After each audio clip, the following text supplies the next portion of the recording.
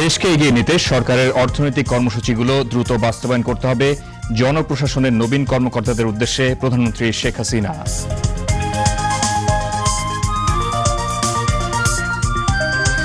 দ্বিতীয় ধাপে ৬৩৯টি ইউনিয়ন পরিষদের নির্বাচন অনুষ্ঠিত হচ্ছে আজ। সকাল ৮টা থেকে শান্তিপূর্ণ পরিবেশে নির্বিঘ্নে ভোট দিচ্ছেন ভোটাররা। কোনো রাজনৈতিক উদ্দেশ্য নয়, ৯৩ দিনের আগুন যুদ্ধে মানুষ পোড়ানোর দায়ে খালেদা জিয়ার বিরুদ্ধে আইনি প্রক্রিয়া চলমান রয়েছে। কুষ্টিয়ায় তথ্যমন্ত্রী হাসানুল হক ইনু। দেশের প্রথম তরলীকৃত প্রাকৃতিক গ্যাস টার্মিনাল স্থাপনে যুক্তরাষ্ট্রের একটি প্রতিষ্ঠানের সঙ্গে পেট্রোবাংলার চুক্তি স্বাক্ষর।